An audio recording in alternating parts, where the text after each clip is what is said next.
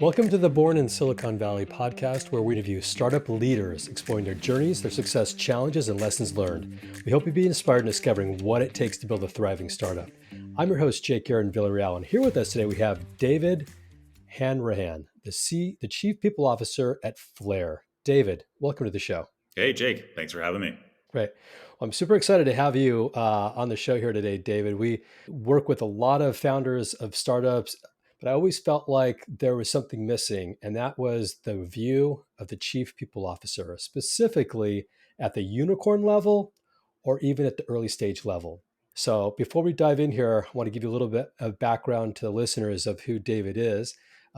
He is a well-established chief people officer with a storied career spanning 20 years, leading teams and fostering high-performing cultures across global organizations, including Niantic, Zendesk, Twitter, Electronic Arts, and Universal Pictures. His areas of expertise include performance management, total rewards, DEI, hybrid work practices, leadership development, compassionate people practices, and driving high engagement. David, everything that I just shared in the summary would be something that most companies would love to have in terms of that experience level. And we're going to dive into your experience, a little bit about Flare, and then about how you see things from a chief people's officer's perspective in today's world. Before we do that, where are you calling in from today? I'm dialing in from Austin, Texas, North Austin. It's a little cold day here in Austin, but I've got a quiet house all to myself. Very cool. Are you originally from there? I'm originally from Phoenix. I've moved around. I've lived in Arizona and Illinois, California a few years ago, and was part of the wave that moved to Texas just about 3 years ago. But yeah, in Austin now about the past 3 years. Well, there's a lot of companies and a lot of innovators that have moved to Austin, as we all know about from Silicon Valley and California and different parts of the world. So I know there's a lot happening there from an innovation perspective. Um, Talk to me a little bit about your inspiration about getting into technology and where that came from, and more importantly, how you evolved into being a people leader within technology companies. Yeah, gosh. I'll give you the short version.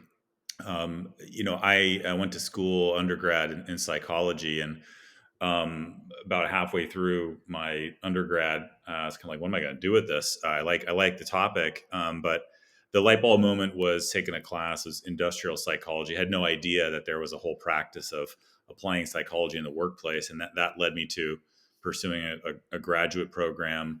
And original interest in the topic of sort of people and people strategy and this function was really union setting. So my first job out of school, in fact, first day on the job out of school was at an oil company that was going through pattern bargaining, meaning a strike was looming, and we had to hash out a contract between the management, the lead company, and the lead union. Hash out a 3-year contract or else could go on strike. And so I was like, this is great. This is fascinating. I love this. This is exactly what I want to be doing. The long story short there is I kind of grew disenchanted with what I would call a slower pace, like really big Fortune 100, heavily rules based governance, large slow moving organizations. That just led me. I had an itch for more creativity, more innovation. That led me to smaller companies and smaller, faster paced growth companies. That's the tech industry, right? So that's tech and growth private companies. First, big public company EA, but then moved more towards the sort of smaller, earlier stage companies, places like Twitter, and going through the IPO, sort of being there before the IPO and all the way through the IPO. That was, one of the most fascinating experiences. But I've been doing this for 20 years. I've been in this function for 20 years. So much of that has been in the software industry, and I've seen a lot of growth and change in these companies that you mentioned at the start. Well, there's been a lot of growth and a lot of change in the technology industry, and in particular in software companies. Your experience is great. There's social proof that you've been at some of the biggest and the best companies. You talk about Eventbrite, you talk about Twitter, and now you're at Flare. Just give us a little insight about who Flare is and what you do. What problem are you solving at Flare? Yeah, so Flare is a legal tech company. It's a space I was not familiar with. I like the consumer side of software. My one B2B experience was Zendesk, but places like EA, Twitter, Eventbrite, that's a product I can use as a consumer. On a personal level, after I was leaving Eventbrite, I was mountain biking. I was like taking a sabbatical. I really didn't know if I was going to continue in the function. I was like at my 20-year point and needed a break. A lot of CPOs have talked about burnout. That was certainly me. I was like burnt out. And the a summer 2 years ago, like I was on a mountain bike. I was taking classes. I was really just living my life with my family. And I was getting these calls like, "Hey, would you talk to this founder that wants some advice? We know that you're not, sort of exploring things at the time." And I got connected with these two co-founders, Rami and Itai. And the first sort of overview I got of this company, I didn't really get it. But the sort of serendipity moment was on a personal level. I was going through something with my own family, with my brother. We're both adults. We have our own families, and our elderly father started to experience a decline in his mental health. And for anyone who's been through that before on a personal level, that there's a legal process you have to go to. You have to suddenly become a guardian or a conservator of your parent, the person who raised you, and it's tough. It's strange. You get a lawyer. You have to potentially take your father or your mother to court. And this was a completely like sort of unknown aspect to family life for me and my brother. And we engaged a lawyer, and the gist was it was a really bad experience, and it was like paying a lot of money, don't even know what's happening. There's all this paper being sent back and forth, and like there's got to be a more sort of technology enabled way to do this, and something where I could see what's going on and have a much better experience, know that I'm getting matched up with the right lawyer. So all that was on my head. And then I got introduced to Rami and Itai.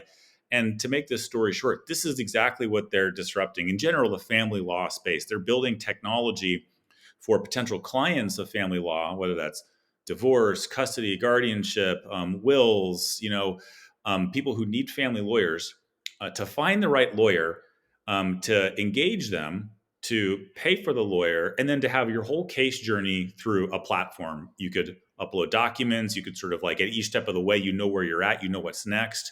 The lawyers can find their clients. They can manage their entire caseload on the platform.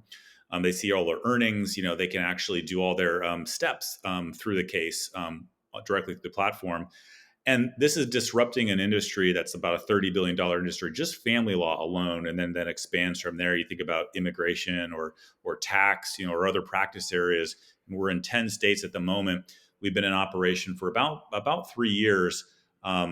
We're a unicorn company. We're well funded, and we're just at the beginning of this. And I just have a lot of passion for this because of knowing and seeing it as a personal at a personal level, going through this, how antiquated the space is, and how much both lawyers and potential clients kind of want this technology enabled service, like bring it into the 21st century instead of doing things on paper and going to, sort of old leather bound, sort of wood paneled offices. And so it's exciting, but we're very early days. We're about Series B, about 260 employees. And yeah, it's exciting. It reminds me of some of the places I've been at before where there was this kind of buzz, this energy that you're onto something. Yeah, I sounds like you're definitely onto something. So I understand the user experience and the benefit they get. What's the lawyer get? Just curious of the value that they get if they're on your platform. It's a great question. So Flare is the tech company. So in actuality, if you were to use this, you'd be experiencing it through a law firm. So if you search, I need a family lawyer in San Diego or in Austin, Texas, you might see Marble Law show up and like, Marble Law, that's an interesting new type of law firm. What is that? And you go through that whole case journey. You're talking with someone, you're going through the financing journey. So that your question was, what do the lawyers get out of this? Lawyers right now, they go to law school to practice law. So if you're a family lawyer, you're a special breed. You actually want to do this stuff, which is intense work. You're dealing with like, I want my kids back tomorrow. I've got this situation with someone who I loved, but now it's not like working out anymore. I've got a parent who I need to take care of. These are intense life events. We want to be the company that enables strength and clarity through these key life events. So the lawyers, they have to do all this other work. They have to do all this other work. And if you're a solopreneur or you have a small family law office in, in Austin and Travis County, you have to do customer service, you have to do financing, you have to do sales and marketing. You have to run this business and sort of figure out technology to do it. But the stuff that you love doing is practicing the law, going to court, handling these cases. So we do all that stuff for the lawyer that they didn't go to law school for. We get you new cases. We do the marketing. We do the sales. We do the customer support. We help the clients get the financing that they need. We provide the technology. So we provide the technology that you can use to manage all your cases. So a lot of lawyers who begin working with us, they might retain their own firm. So they have, Hanrahan and Hanrahan LLC in Austin County. You can retain that, but now you're going to take these cases on contract through Marble as well. And what we see oftentimes is they'll double their case earnings just by beginning to work with us. We send them cases. They can do these cases really efficiently. They get a lot of the work out of their hair that we take on for them. And then they could double their case earnings. But also crucially, provide really great service to their clients where previously they didn't have the technology that maybe allowed them to do some of the things that they can do now. It's amazing. Yeah. I think I like both sides of that marketplace where you're driving value to the user as well as for the lawyer. So really, really exciting. In terms of this podcast, which is interesting, on this episode, this is the first one we're really getting the opinion of a chief people officer. And so for the 170 episodes we've had that have all been focused on the founder of startups, insights we've got out of that were, how do we make our company run better? How do we improve the efficiencies of our operation? How do we make our teams operate better and more strategically and have better results? And what are the tools out there that they should be looking at, or what are some of the advice that we can provide to them? And so this is the first time we're having someone from your seat kind of share your insights. And I want to kind of give the listeners an idea of where the podcast is going to go with this episode in particular. We want to talk a little bit about what it takes to build and grow a company in today's world, which is very different before COVID, and what you see today from your experience on maybe legacy ways of things that were done in the past versus how you see things today in today's world. Yeah. We'll talk a little bit about hybrid versus remote versus on site, one of the big debates that continually is going on. But I want to kind of walk through a 3 or 4 step process that we'll go through. But one of the things I want to start with was your experience at Eventbrite prior to COVID, and then the big pivot that happened and kind of the learnings coming out of that. And then we'll from there move forward. Great. Yeah. It was a white knuckle adventure of sorts. When I was joining Eventbrite, let's see, that was fall of 2019. So rewind that clock. If you're thinking back, there's obviously a very momentous sort of global shift just about to take place. I had left Eventbrite. Sorry, I left Niantic and I was joining Eventbrite. It was a company that I was always really interested in.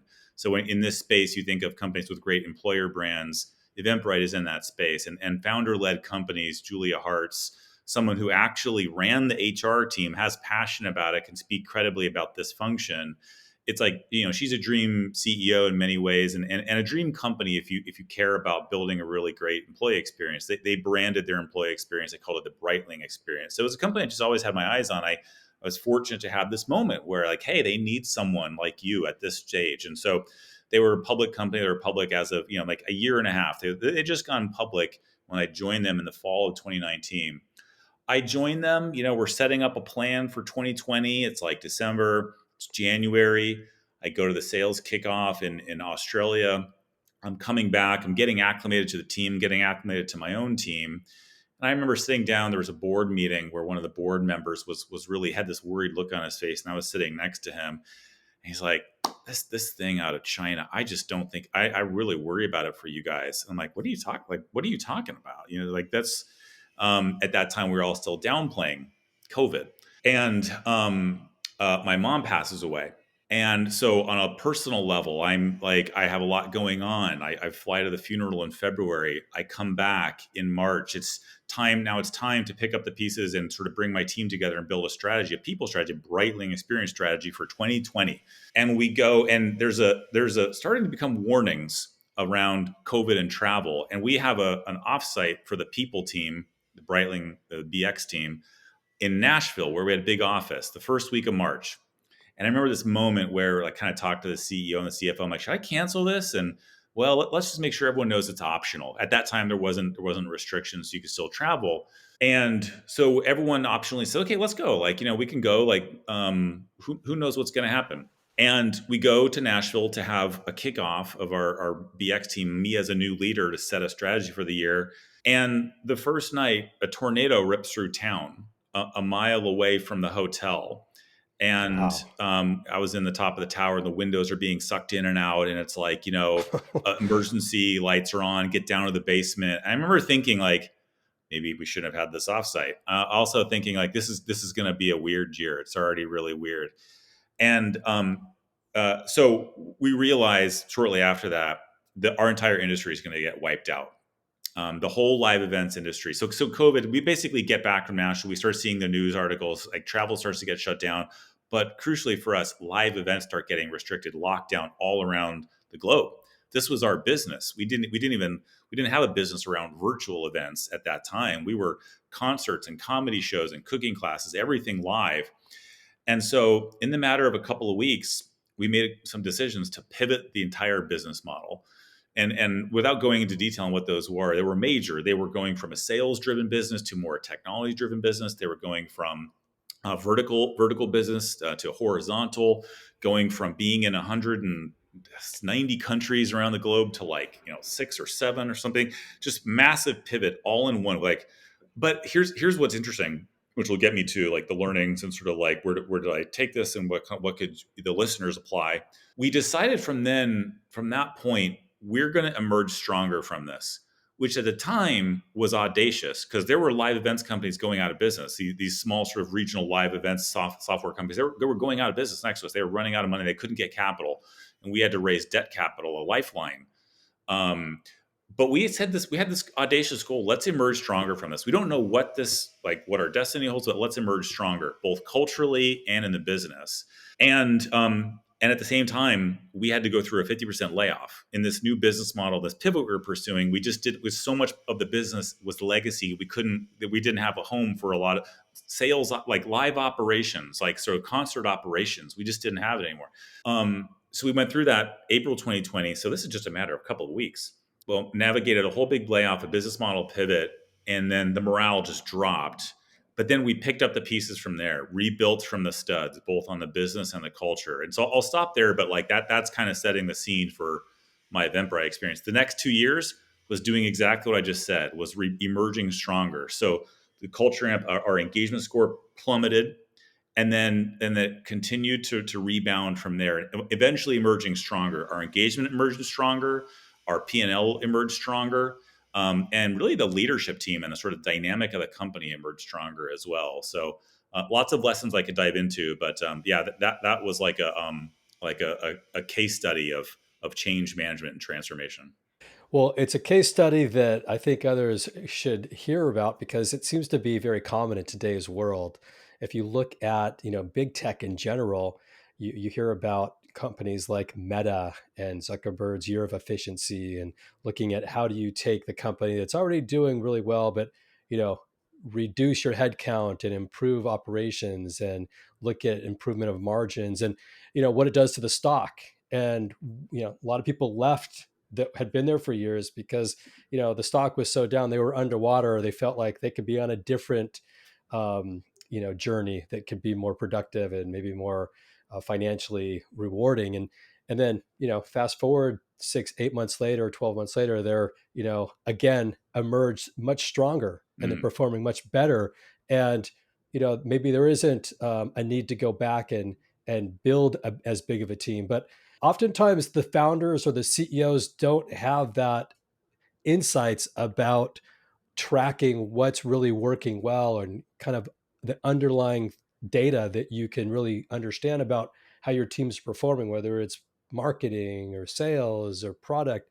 So I guess from your perspective, give us your insights or your opinion about operating in a way that's today's world maybe more efficient versus just hiring a bunch to build out a marketplace and then understanding that you've got too many people or maybe you're not really at the margins you need to be at. What are some of the lessons that you also have learned over your last experience and kind of in today's current market condition? Yeah, gosh. Well, during the Great Resignation, regretted attrition was a metric that consumed a lot of my mental energy, and I don't think as much about it anymore. I definitely think about engagement. I definitely think about whether we have everyone mission aligned to what we're trying to accomplish.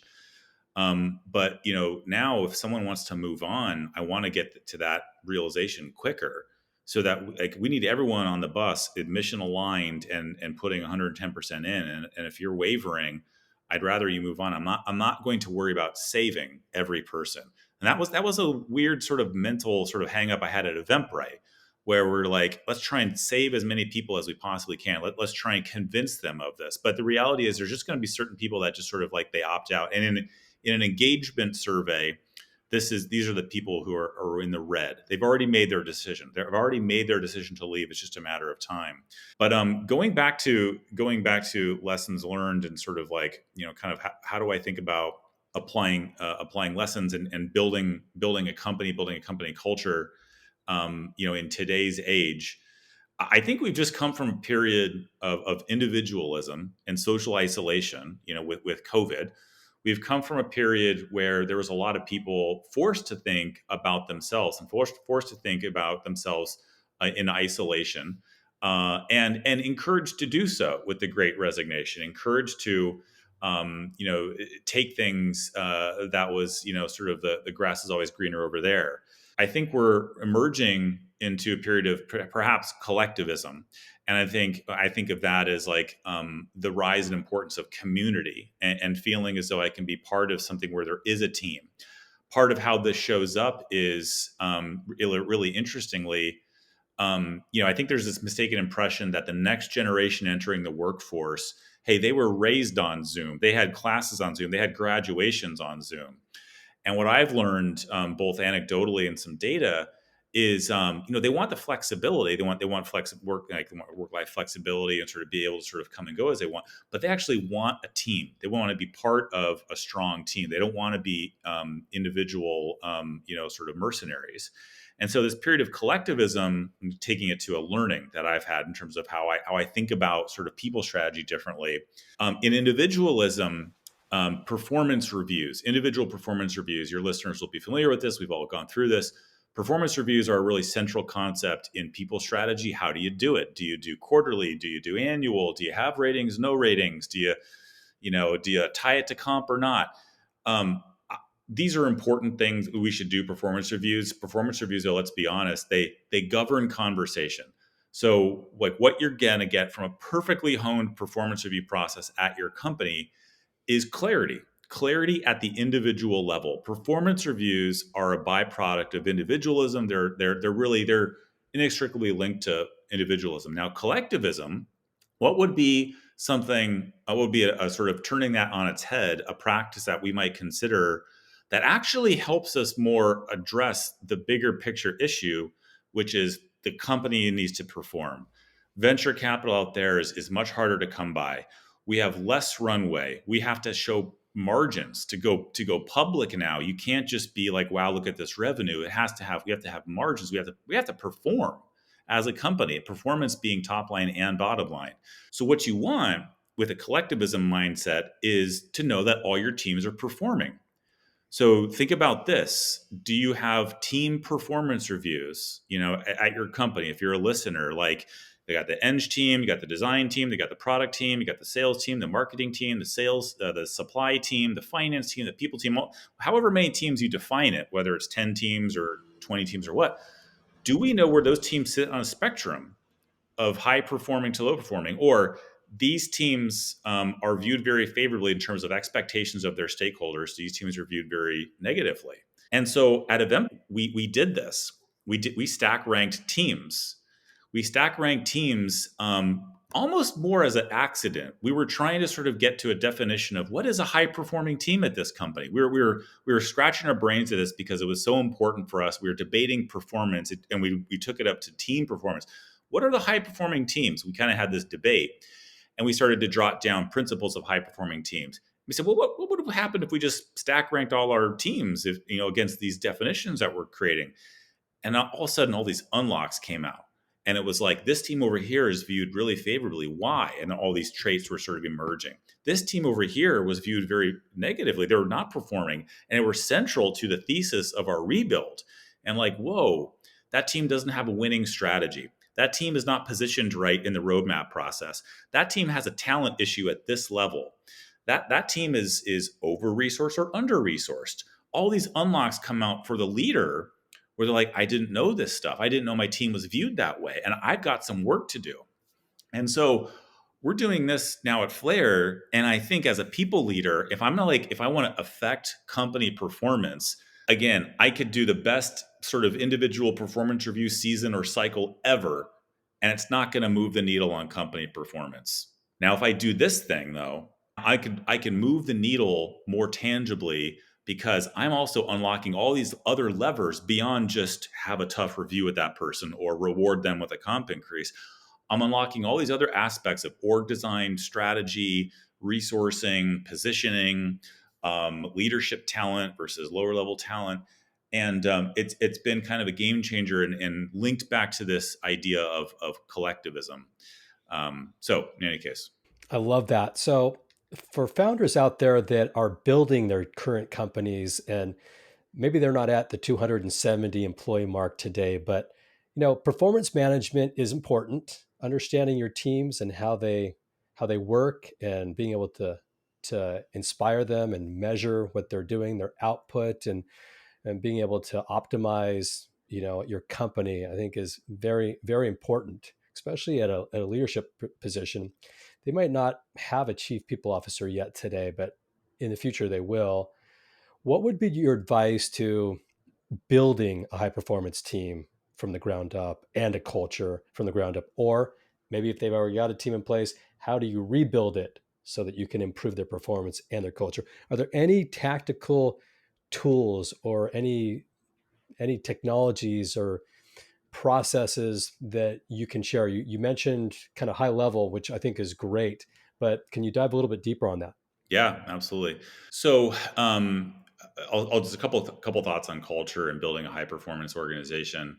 A lot ultimately is a byproduct of the co-founders and their sensibilities. And so what I mean by that is, if the co-founder says, "Hey, I want a high performance culture," so hey, chief people officer, or hey, CFO, whoever I'm going to delegate this to you. Can you go define something? Or if the founders go out and say, I'm going to pull from all these companies, the best companies ever, and I want that.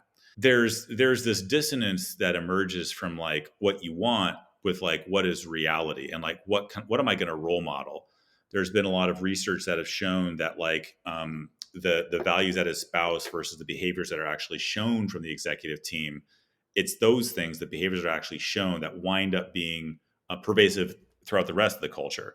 So I think it's an important exercise to do with your executive team as a founder, that you can bake into an offsite or sort of regular planning meetings. Like, hey, let's carve out some time to talk about culture. What do we believe in?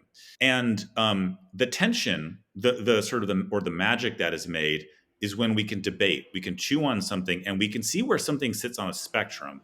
So at Eventbrite, we reimagine the culture, we reimagine the values, because we actually had this kind of like branded exercise we did where the values through the transformation, they were no longer relevant, because these were values that we like a whole another era of Eventbrite. Where this is everything has changed on us. We gotta come back to this. How are we going to do this? The way that we decided, me and Casey, our chief product officer, we read an article called "The Culture Factor," which is an HBR article from a couple years back. Really good, really fascinating. Sort of lays down corporate cultures on an XY axis, and then really outlines 8 different types of company cultures. We created essentially a survey, and you can read "The Leader's Guide to Corporate Culture," which is an offshoot of that article. That allowed each of the executive team to sort of like plot where they sit on these axes. And you could find that there's mission-based cultures, there's learning-based cultures, there's results-based cultures.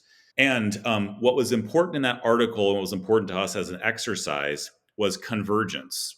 So meaning, if you're a founder and you're trying to go through this and you're like, okay, I get it. It can't just be what I want. It has to be what we can actually really not only aspire to, but actually live up to. And I see myself in these things, but the other executives can too. There's natural tension in it, but these things are unique. We know what they mean. They're going to guide us when we need to make decisions. And they're not in the middle of each axis. They're actually there's tension points here.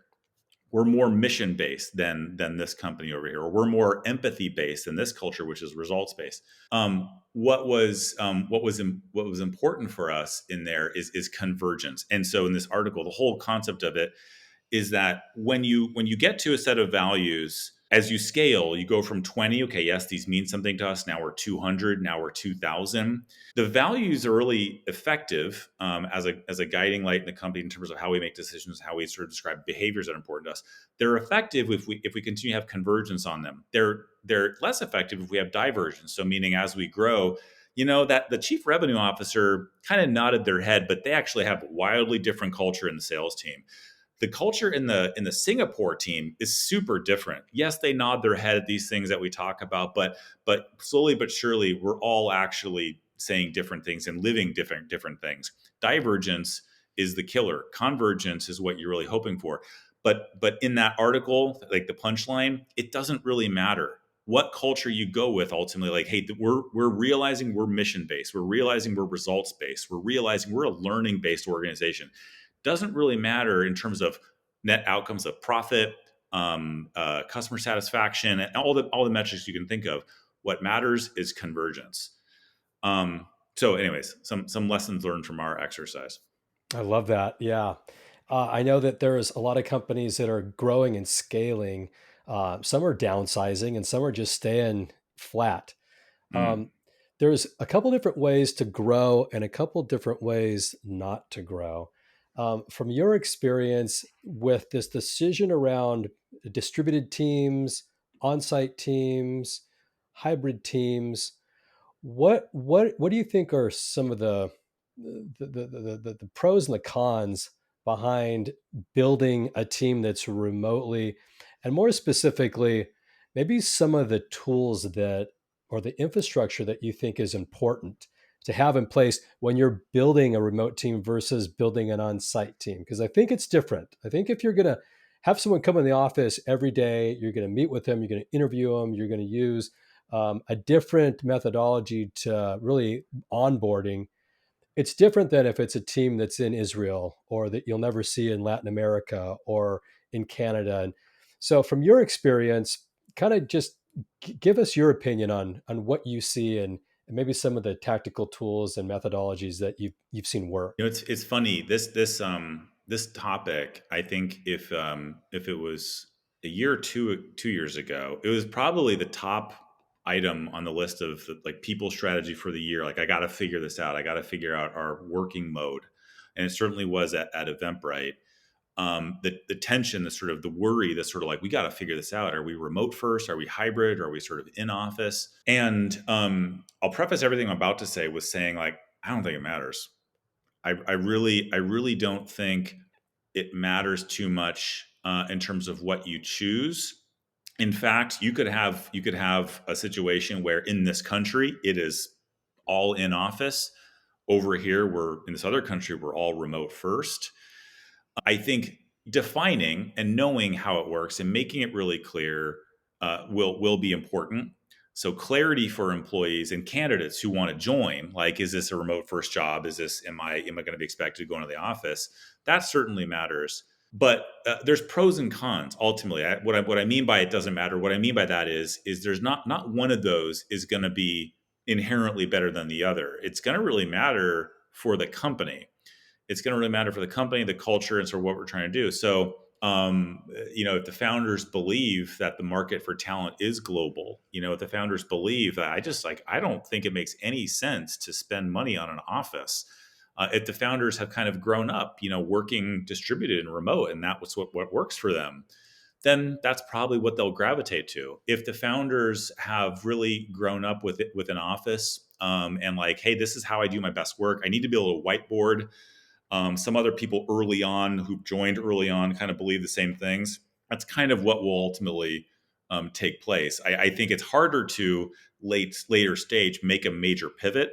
So 10 years on, we're going to go remote first. 10 years on, we're going to like call everyone back to the office. That's certainly hard. At Eventbrite, we decided to be largely hybrid. And what I mean by that is like we have offices, but it's up to you if you want to go in. And now hybrid, I think, means like you're going to be in at least 3 days a week. What we found was really important was the documentation, the clarity, creating norms around communication, creating predictable norms around communication, um, and on the team basis, doing some work around sort of time zones and making sure we're sort of creating like hygiene around when people meet, like what is Zoom for, what is Slack for, what are in person meetings for, having that clarity and getting a little bit better at meeting culture. So reducing like how many meetings we actually have, being more conscious that like, hey, if we have a company with a lot of engineers, I think it's better, or salespeople, it's better they're talking to clients. It's better that they're actually coding than being in a bunch of meetings. So that actually wound up being much more of a thing that was important rather than like defining what we are, was actually getting understanding our meeting suck. And so what I'll say about like at this point right now, I feel as though the hybrid versus like remote versus in office, I feel like that debate is just sort of like somewhat stabilizing. And what I'll say is really fascinating to me though is that there is now a new like tranche of companies, AI companies, like the technology we're all excited about. They're building very fancy offices, and it's like it's all in San Francisco, and it's like that's where the center of universe is. Like, hey, San Francisco's back. Is this article I've read, and like really. And when I talk to people who are living there, like, yeah, they're building these fancy offices, and no one goes in. And it's this really weird, like, just like can't make heads or tails of it. But and I'm really dodging your question here, but like what I think is fascinating now is on this concept of hybrid. On this concept of hybrid, where it means working 3 days in the office. There's a belief. I think there's a belief that what that could do one day is pave the way for a 3 or 4 day work week. And Yeah. so Bill Gates has come out, not too long ago to say that he thinks AI, not the hybrid working model, but AI is actually going to reduce our, how much hours we have to work. So I know that I'm switching around topics. You also want to talk about AI, but what's interesting is this sort of hybrid work, sort of adoption proliferating around the same time AI is happening, allowing people to work like less in the office, if you will. But and then is that going to do something? Are these things going to converge to do something? So that right now AI is the thesis for layoffs. AI is the reason why companies are laying off a lot of staff. Perhaps one day though, AI is the reason we're not laying people off. And so I kind of took your question and sort of like took it in a different angle there. But back on the sort of hybrid versus distributed, there's pros and cons there. And like what I've learned to do is to not profess one thing is better than the other, but to just have clarity in terms of clarity for internal and external on what we believe and generally how we work. Yeah, I think it's great. And I agree with you. I don't think that there's a right or wrong answer to it. What we've seen happen over all the interviews we've done is it comes down to a lot of times the founder is just putting a line in the sand and saying, well, we're going to be this, and either you're on board or Hmm. you're not on board. And Yeah. that's kind of worked. It's just making the decision and living with the results and then building around it. So, yeah, I don't believe that there is one right or wrong way to do it. It's a learning process for every company, and I think maybe you have a little bit of an edge if you're starting fresh from the ground up, where you don't quite have a culture that has to change or pivot. It is what it is, and you just move forward and you get the right people on board that are looking for that. We're also seeing a lot of candidates that want to be in an office much more than I thought we'd see. I thought, it would be, 3 days a week is fine, but more the younger generation seems like they want to be around people, and the older Hmm. generation are more about, I really like spending more time with my kids and family now, and I'm getting the same production done. So I don't need to be on a road in LA, 2 hours a day. Let me work from home. So that's kind of Yeah. what we see um, often. from I that perspective. I think that that's right as well, and I'll just say I think that maps to, like, if you have young populations. So we have entry level sales, we have entry level engineering, mentorship. It's hard to do over Zoom. I think mentorship in the office, mentorship where I'm going to whiteboard, I'm going to sit next to you, we're going to do paired coding or whatever. Mentorship for junior staff is not only something that they actually prefer to be live and sort of like with high touch, but tends to work better is a sort of a thing I believe in. Yeah, I want to go back to what you brought up, AI. It's a big topic on Yeah. everyone's mind. Is it going to increase your production? Is it going to reduce your production? Are you going to have a job? You're not going to have a job. There's a lot of fear. There's also a lot of optimism. When you look at AI, just the technologies, what have you seen, or have you yet experienced some success around implementing some of the technology tools, whether it's in HR or marketing or sales or operations? What's been your experience so far with AI? We've used AI on the technology side for clients to essentially help the counsel, our lawyers, scale. So clients of family law. So imagine you paid $6,000 for a lawyer to take your case. I kind of want to know constantly what's going on. And this has traditionally been a problem for lawyers. Like I'm in court, I'm like drafting things. I can't, and then I have one paralegal, and that person's phone's always ringing. I can't give you all these updates all the time. But all this information is living in a platform. It's living in our platforms. There's back and forth and email and sort of the documents that we have digital access to. So AI can give these generated case updates through the platform. A motion has been filed. There's a meeting. There's a court meeting on Friday. There's no action for you. Opposing counsel is deliberating. The court has received the documents. Whatever. All those things have lived in a platform that otherwise would require manual, sort of like, okay, I'll type this up or I'll go through the case for you, and we can get on a phone Friday, and now we can just sort of generate those. And so that's one use case.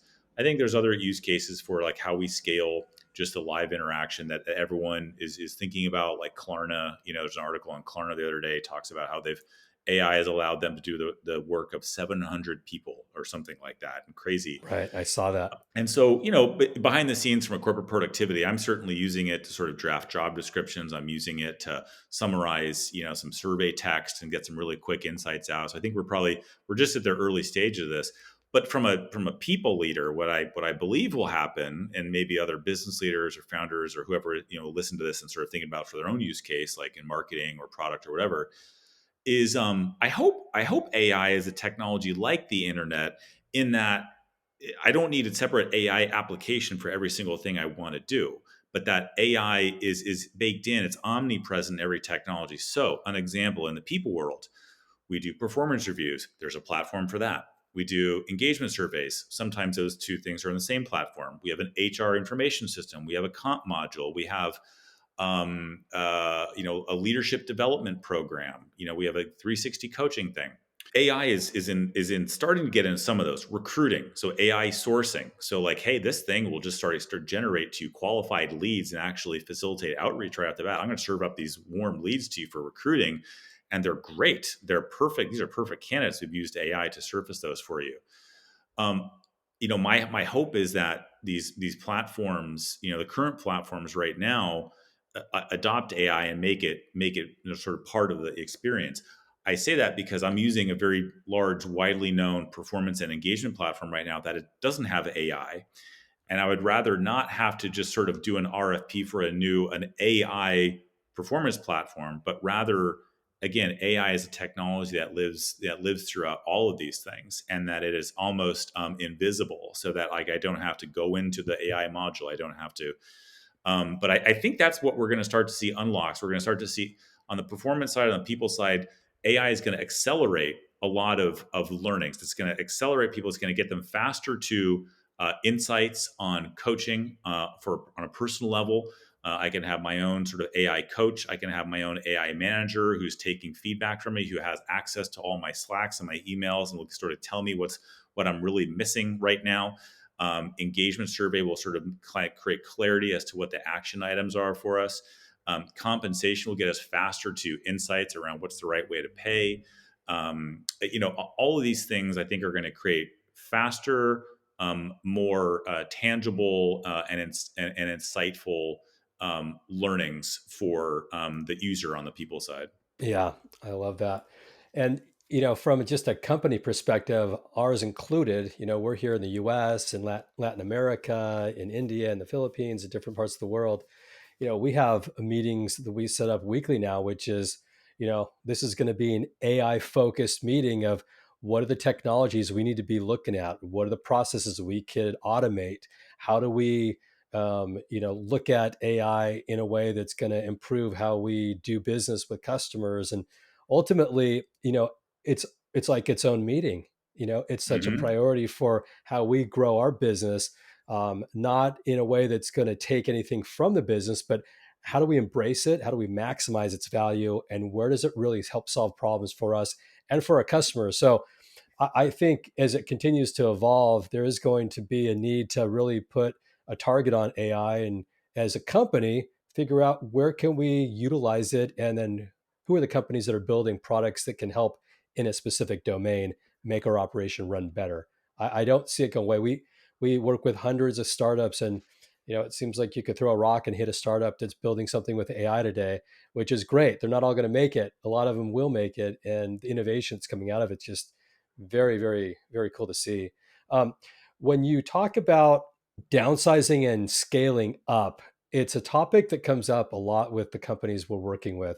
Downsizing has been more of the topic over the last 24, 36 months, but now right sizing is starting to level up and starting to scale is coming back. You've been at companies that have scaled up. For the founders that have never scaled up, oftentimes it takes them weeks, months sometimes to hire people. When you're at a different level where you have the funding, where you're ready to really grow and build, what have you seen that's worked tactically from scaling a company, from changing how you recruit to changing how you accelerate onboarding? What are some of the things that lessons you can share with others that at some point, if they're an AI company or otherwise, are going to have to go through a scale up? What advice can you share? Yeah, it's great. A great question. I think a lot will go into having the right plan at the beginning.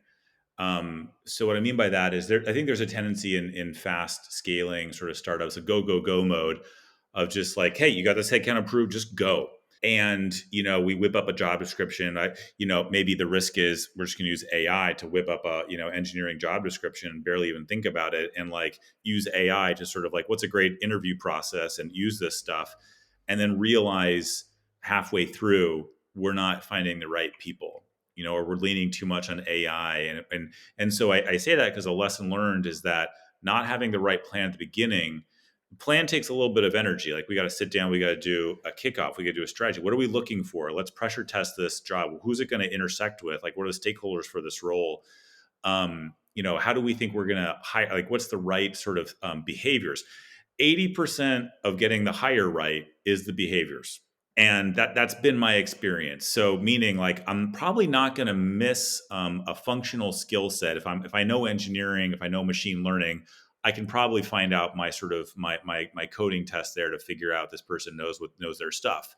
They know the law. I'm hiring a lawyer. They know the law. They know compensation. But behaviors is 80% of where it will get wrong. If I have to let someone go someday, it's probably going to be a behavioral mismatch. So getting the behavioral assessment, so understanding how to do behavioral based interviewing, understanding how we're going to do that in a consistent way, understanding star model, just understanding behavioral based interviewing, I think is a big part of getting hiring right. And I think that doesn't require a lot of bureaucracy. And in fact, at one startup I was at, they believed in hiring committees and hiring packets, and it was a lot of bureaucracy that was not ultimately didn't prove successful. But the speed was the plan.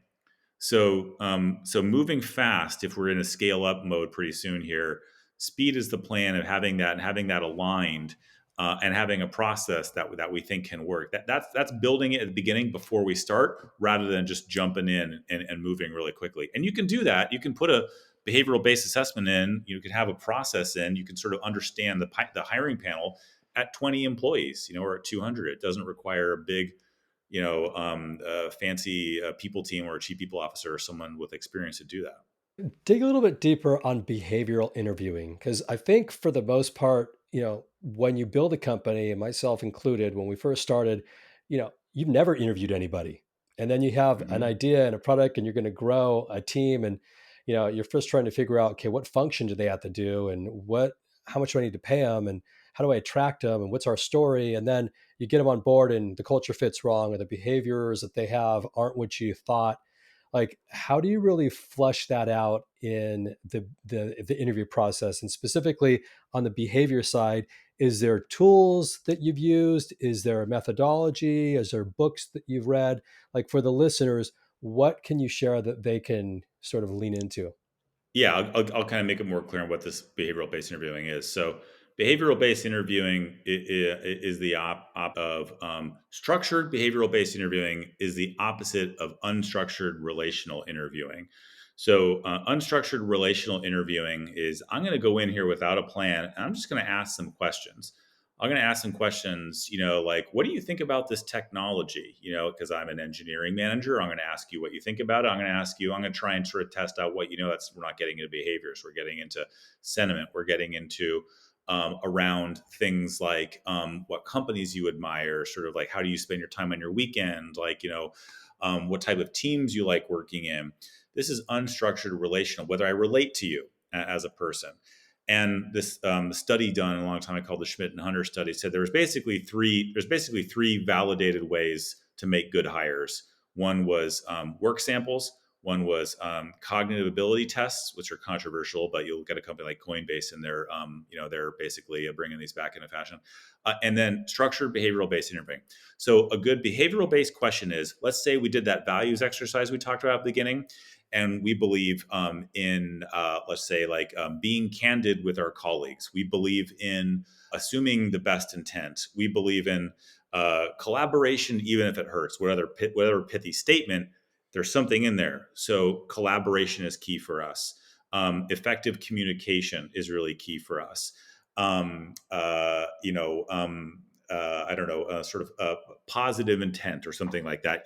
And you could map these to behaviors and just Google behavioral based interviewing guide, and you will get a long list of topics. So I need to assess for communication. I need to assess for proactive nature. I need to assess for interpersonal skills, however you slice and dice it. There will be questions in there that are suggested. And the questions are basically tell me about a time when you were dealing with a tough coworker. So inherently, it's tell me about a time and there was something tough that we're going to test on collaboration. Collaboration is tested when you have a challenge, and the challenge is someone tough I had to work with. And what did you do about it? And so then the answer, what you're looking for is, okay, the person understands the situation. And then they're going to tell you situation, task, action, result. And they're going to describe a situation that they actually were in previously where I had a colleague I was dependent upon them, and they were really difficult and combative in these meetings that we were in. And it was not my direct report; it was my peer. And so I kind of took it upon myself to pull them aside one day, and I learned about their psychology. I got an objection from them. It was very hard, but I kind of kept at it. And here's a sort of interesting, clever sort of thing that I did to sort of get through to them. And I did this one thing in the next meeting to help prevent it from happening again. And then that's what the action was, and the result was this. And so you're testing them in the moment of this topic, communication, collaboration, et cetera, around really clever and interesting ways that they stayed focused to deliver on that and actually show you that they have this muscle. So the scale of like 1 through 5, 1 is like the skill is not present, 5 is like it's highly present. You're looking for evidence. You're looking for evidence that like they actually demonstrated this. And I'm even going to probe. I'm going to poke. Like, hey, can you tell me more? Did you do that, or did your colleague do that? Like why did you do that? What did you learn from it? And so that's behavioral based interviewing in a nutshell. And there's probably a little pithy guide out there that you can Google to sort of learn more. But that's what the research shows. If you're going to get behaviors right, and that's much of it, you do behavioral based interviewing. And I think a lot of smart technical people choose to not do behavioral based interviewing because I think they believe they have little brain teasers or sort of like little sort of thought, provoking questions that they can put out there that relate to the person, which is not going to give you an accurate answer. Yeah, that's great. And I think that's such a lesson learned for so many companies that are growing and trying to get it right. Um, as we wrap up here, David, I want to ask you, from your position as a chief people officer in 2024, what is the role that you see that other chief people officers um, are playing today? And as this role continues to evolve, what takeaways can other founders look towards potentially hiring in their future when they bring on a CPO? What should they be looking for there? Yeah, I love this question. I kind of think of a chief people officer as a chief convergence officer, back into that culture and the values, like getting convergence on our rapidly transforming culture into the sort of the new realities of a business that we need to pursue to become a more profitable business, and realize that our culture has to adapt to that. But I think that the role of the CPO is going to be to lead ongoing transformation, specifically the transformation where business and people are intersecting, business and talent internally are intersecting, where skills are going to have to transform, the way that we design organizations have to transform, how we work has to transform, because there's this business goal. So I'm employed by this company. We have viability because we have a customer, we have a service that we sell. Let me first, as a CPO, I first and foremost need to understand this business. What must be true 2 to 3 years from now from our business to be successful? What then are the people implications for that? What are the skills that we need? What do we currently don't have? What has to change? How do we need to lead differently? How does the culture need to adapt? And I'm going to be that bridge. I'm going to be the bridge between business and people in this transformation effort. Meanwhile, what I'm doing, I think of a Venn diagram of a CPO as balancing strategy, relationships, and execution. Sometimes CPOs are good at one of those things. They're really good at a people strategy, but they can't, build the relationships necessary to execute on it. Or they're good at execution, but they don't have the relationships enough to actually, hone a strategy that we can sort of co-own. We can co-own this people strategy. So I think about that as really lead the transformation by being a bridge between business and people, and balancing strategy, relationships, and execution along the way. I love that. I want to ask one last question. There's 1,000 more I'd love to ask you, so probably have to have you come back on the show at some point. But um, from the employee's perspective, HR oftentimes is this nebulous, not sure whose side you're on. Are you, supporting the company's direction and supporting the executive team of what they're looking to do with the organization, or are you supporting the employees when they have an issue? Can they come to you and tell you their problems, or does it roll up to someone and eventually gets to you? There's always this side of who do I trust here? And it's a balancing act that you need to manage. What would you share about that topic with employees listening about how they approach HR when there's areas of concern, or executives, how they should utilize and maximize the role of the chief people officer or HR? Well, I think one, there's like a disconnect that can happen if I don't even know what HR is for the very first time. I got to go speak with HR, and this is kind of scary. Like, are they going to make it worse for me or what? When you go to HR for a challenge, I'm a new manager, I'm an employee, and I just have a challenge I'm dealing with. Success to me, as someone who is like your partner, who look coming to me for advice. If you're coming to me for advice, I'm going to give you advice that allows you to go back and own that and like get better from it. Like, HR gave me really great advice, and I trust their advice. If you're coming to me because I have a problem I can't resolve, I need you to help me to resolve it. And that's like, I have a complaint, and like it's not okay anymore, and I need you to resolve it. I also need to trust that you handle that well, and you use good judgment, and that ultimately I may or may not agree with the resolution, but I trusted you along the way, and I understand in the end the resolution that we're pursuing. Might not agree with it, but I get it and I understand it. Again, I go back to trust. So HR has to be trusted in either scenario. And your question, like, are you for the employee or are you for the management? I'm for neither. I'm here to help the company be successful. And in some cases, the management might be holding us back. And my role is like, I really need to sort of figure out like resolving this management issue. In some cases, I might say that the employee, like, hey, this is on you. Like, you need to own this problem. But I'm here to help the company succeed and bridge that business with the people, that people aspect. But ultimately, if I'm viewed as indispensable, if I'm viewed as someone who I can go to, they are approachable. Like, I get what they do. I'm trusted. And so trust is my lifeblood, as a function. If we are trusted by the leaders, we're also trusted by the employees. I can tell you an answer you don't like, employee or manager, and I can navigate those. I can kind of challenge both, and I'm trusted, and I'm not viewed as like in cahoots with one or the other, which can happen. There can be HR teams which are viewed as like, hey, they are a challenge to the leaders because they're not helping us. They're basically trying to do like only things that the employees want, but we can't, as an executive, trust what David's his instincts, because he's not helping us sort of bridge the realities of our business to the people. So I have to be trusted across both employees and management. Yeah. Well, I think you've wrapped that up real nicely. And um, I'm so thankful that you came on, giving the voice of your background with what the future really holds for a lot of companies and the value that someone like yourself can bring to an organization. If anybody wanted to learn more about HR or just wanted to connect with you, where would they go? LinkedIn. I'm no longer on Twitter or anywhere else on TikTok or anything like that. So LinkedIn, I try and post anything I'm fascinated with, new research or articles or sort of management practices. LinkedIn is the place for me. Great. And a shout out to your company, Flair. If they want to find Flair, where do they go there? HelloFlair.com. And if you need a lawyer, marble.co. So Marble is where you find the lawyer. Very cool. Well, again, thanks so much, David, for coming on today. And thanks for the listeners for listening. It means the world to me that you spent your time with us. I'm the host, Jake Aaron Villarreal, signing off for now, but can't wait to catch up with you all in the next episode. Until then, take care.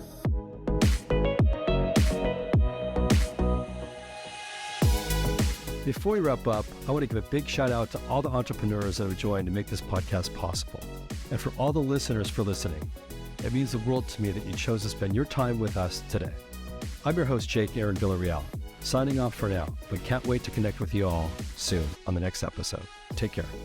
This show is sponsored by Match Relevant, a company that helps venture-backed startups find the best people in the market, and they do it in 3 simple steps. First, they sit down with founders to understand their story. Second, they tell their story into multiple candidate channels. And third, they schedule interviews within 48 hours.